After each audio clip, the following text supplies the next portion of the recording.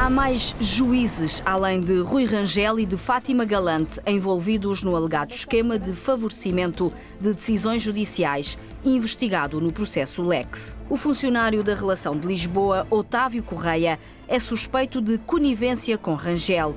Daí ser também arguido desde que avançou a Operação Lex, em fevereiro de 2018, por corrupção passiva. Mas só a intervenção de um funcionário não era suficiente. Era preciso a ajuda de alguém muito acima na estrutura. Alguém capaz de subverter e viciar o sistema que controlasse as distribuições. Sabe a TVI, a Polícia Judiciária foi encontrar estas respostas na análise que fez aos telemóveis de Rui Rangel. Incrédulos, os inspectores tropeçaram num nome. Luís Maria Vaz das Neves, nada mais nada menos que o então presidente do Tribunal da Relação de Lisboa. A TVI sabe que o juiz desembargador, durante 11 anos responsável máximo deste tribunal, está sob suspeita no caso Lex, arriscando ele próprio, no mínimo, ser acusado por crimes como prevaricação e denegação de justiça. É uma ponderação que a procuradora Maria José Morgado está a fazer face a provas a que a TVI teve acesso. Num caso, pelas suspeitas quanto à forma como foi distribuído ao juiz Rui Gonçalves, em janeiro de 2013, um processo do empresário de futebol José Veiga, em recurso à condenação em primeira instância por fraude fiscal na transferência do jogador João Vieira Pinto para o Sporting. E no outro caso, mais flagrante, pela forma como o presidente do tribunal ajudou Rui Rangel, a título pessoal, a ganhar 50 mil euros de indenização ao Correio da Manhã, num processo por difamação.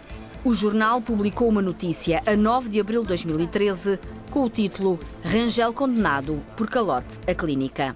Decorriam as eleições à presidência do Benfica, às quais concorria o Rui Rangel. A notícia era referente a uma dívida que o juiz tinha sido condenado a pagar, pouco mais de 1000 euros por operações estéticas.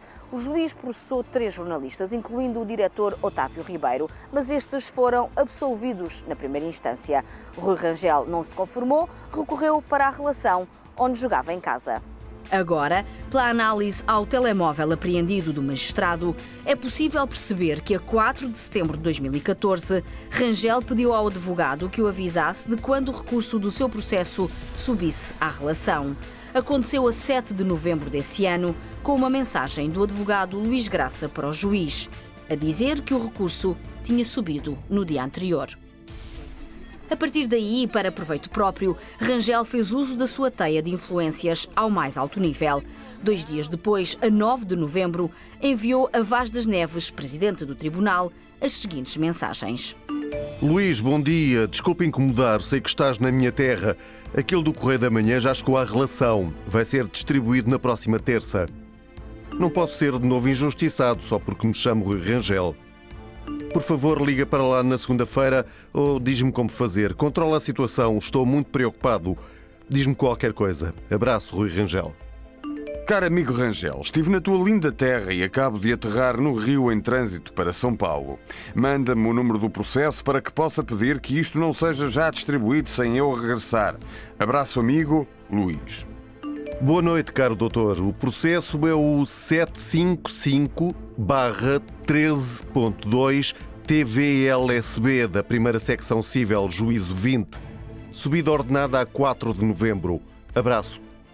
No dia seguinte, Rangel pergunta a Vaz das Neves se está tudo bem. Tudo. Espero que tenham cumprido as minhas ordens. Certo é que, passados uns meses, o Tribunal da Relação inverteu a decisão da primeira instância, condenando os réus Otávio Ribeiro, Otávio Lopes e Rita Montenegro, do Correio da Manhã, ao pagamento de 50 mil euros por danos não patrimoniais a Rangel. À luz dos conhecimentos de um homem médio, bem informado, a que corresponde o brocardo latino bonus pater familias, quando se afirma de alguém que foi acusado de calote e que foi condenado por calote, atribui-se-lhe o epíteto de caloteiro, qualidade negativa que necessariamente o afetará na honra e consideração que lhe é devida. Numa secção cível da relação, o juiz relator deste acórdão foi o desembargador Orlando Nascimento, que em 2016 sucedeu a Luís Vaz das Neves, enquanto presidente do Tribunal da Relação de Lisboa, cargo que ainda hoje ocupa. Otávio Ribeiro e Otávio Lopes chegaram a ter contas pessoais penhoradas pela Justiça como forma de garantia do pagamento dos 50 mil euros a Rangel, o que depois foi assegurado pela Cofina, proprietário do jornal. Mas os jornalistas e a empresa acabaram salvos pelo recurso para o Supremo Tribunal de Justiça, que anulou e arrasou a decisão da relação. A utilização da palavra caloteiro não ofende o bom nome.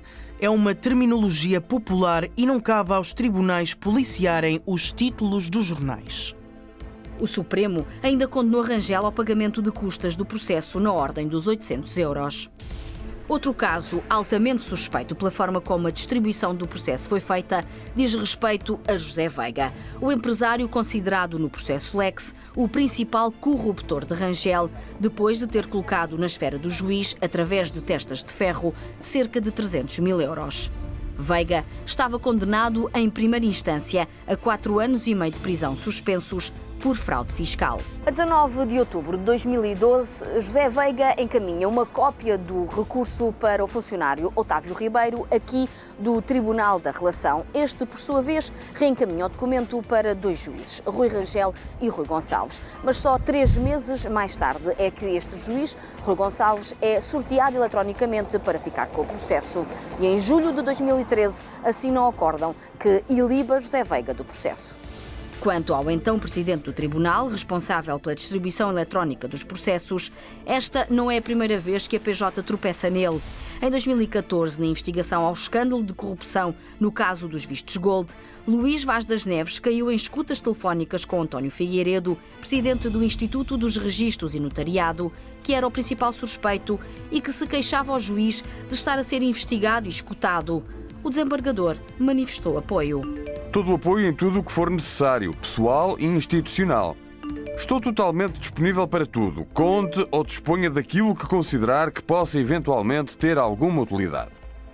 O Ministério Público arquivou estas suspeitas sobre Vaz das Neves em abril de 2015 por entender que não existiriam indícios da prática de qualquer ilícito criminal. Mas a TVI sabe que na Operação Lex, pelo punho de Maria José Morgado, que está a ultimar a acusação, o juiz Vaz das Neves, com 36 anos de serviço e atualmente jubilado, não deverá ter a mesma sorte.